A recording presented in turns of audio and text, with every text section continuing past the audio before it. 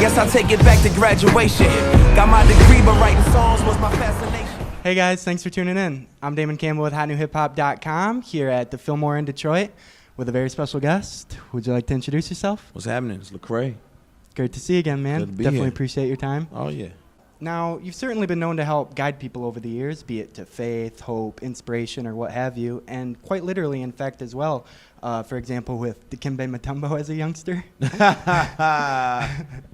Yeah, man, that's funny. I ran into Dikembe. My principal, I spent some years in Denver, too, so my principal sent me to go, I guess it was like hey, kid, I'm going to help you out. I'm going to let you go downstairs and go get him and bring him to the classroom. So I got to, walk with him to the classroom, and I was like, man, this is crazy. Like, this Dikembe Mutombo. So, yeah, that's cool. crazy. Mm-hmm. And he's not too keen on letting people into his house, so to say.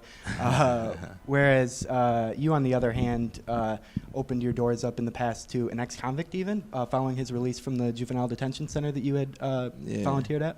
Yeah, I mean, at the end of the day, it's kind of like, I think a lot of people love to go into the prisons and do stuff and help out, but it's really when people get out, when they need the most help. Just a support system and people to help them get reacclimated. And my man that I had to spend a lot of time mentoring while he was in the halfway house and what have you when he got out. Man, I was just like, it's family. You can stay with me till you get on your feet and or whatever it looks like. And so just help him get on his feet and try to get reacclimated. Yeah, totally. Yeah. And didn't you actually meet someone at a halfway house when you were little who kind of helped put you onto hip-hop? Yeah, I did. Man, you be on your stuff, man. I'm trying, man. Yeah, my mom, she worked at a halfway house, and the first hip hop mixtape I got was from a guy in there, and he was just like, yo, don't tell your mom, check this out. You know what I mean? And so I must have played that tape a million times over. It had all kind of stuff on there I probably shouldn't have been listening to, but anything that you can recall specifically? I remember it was it was old school stuff. It was like LL and Beastie Boys and NWA, and so it was just like, man, this is crazy. Yeah, definitely. Yeah. And here you are now, a Grammy Award winner, which, if I'm not mistaken, you keep tucked away in your closet. Perhaps the perhaps the lack of designated church clothes helps free up some space. Right. But I can't say I necessarily blame you anyways for not wanting to put it on the mantle or anything, because didn't you actually spend some time at stocking shelves for a living back in the day? I did. I've done a lot. If you name the job, I've had the job. I was stocking shelves, sleeping in the back when I should have been working because I was tired. But yeah, man, as far as the Grammy stuff is concerned, it's really, it's just it's kind of awkward. I guess unless you have a grand piano or something, but if it's just someone walks in the living room and there's a Grammy sitting right there, I don't know. It creates a conversation that, if it fits, if there's music stuff everywhere, okay, right. Cool. But anyway. Yeah, definitely. And regarding the stocking shelves, as a result of that, were you able to empathize at all when you went to the store and saw your name spelled wrong on the shelf next to your CDs? That used to bother me, to be honest with you. Yeah, it did. I think it just said to me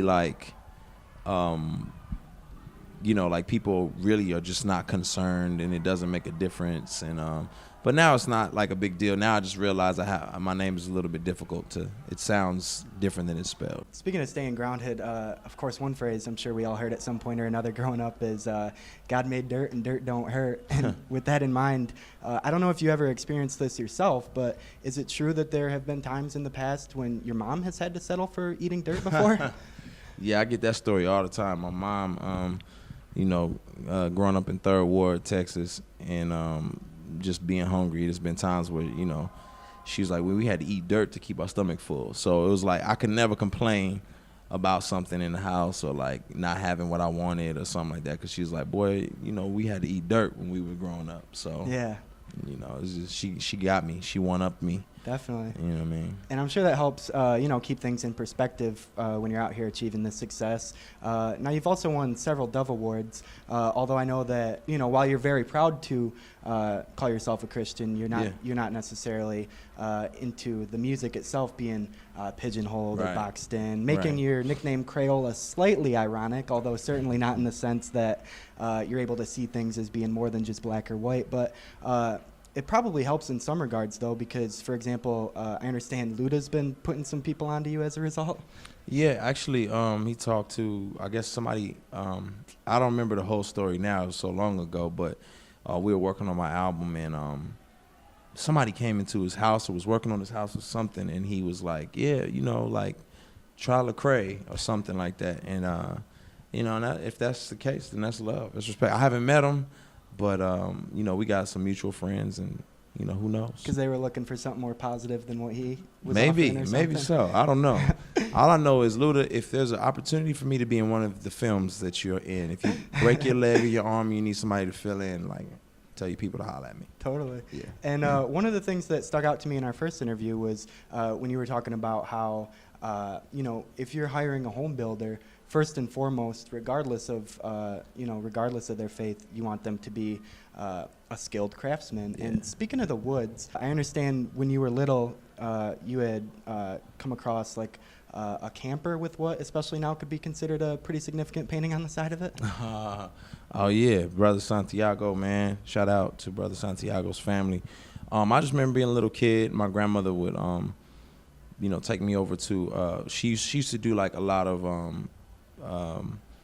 you know, outreach and feeding the homeless. And we were staying in San Diego, and she would feed, you know, a lot of the orphans in Tijuana. So we would drive over to Tijuana, and we, you know, there was a you know, a Mexican couple, brother Santiago and his wife, and he painted this mural on his camper, and you know, it was like you could see heaven and hell, and just people like trying to, you know, on their journeys, and it just used to mesmerize me and just had me thinking about like eternal matters every time I looked at it. It was crazy. Is there anything else you think people should know about Lecrae? Yes, they should know that Anomaly, the album, is in stores right now, and the tour's on and popping, so hopefully we'll see you in the city. And man, I'm just, you know, taking it day by day, step by step, hoping to work on some new music, write a book, and yeah, man, take care of my family. Totally. Yeah. Well, thank you so much for your time, man. It was appreciate great it. chatting with you again. Yeah,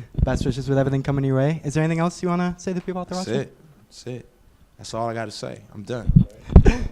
There you have it. Once again, I'm Damon Campbell, and that was Lecrae. Thanks for watching. My daughter's like baby moms, you know what I mean? Like, sit the fuck down somewhere, you know? I wouldn't want my baby mom's ass out there on the streets like that. I don't know, but that nigga could do it because he Kanye, you know what I mean? But me, Right, So no you doubt. might be looking at the new young beaters in the flesh, the urban beaters. So it's just a blessing, and we like it. Yeah. We compared to the big dogs. You know, I was a fan of Gambino's, I think, before we met. And, you know, vice versa.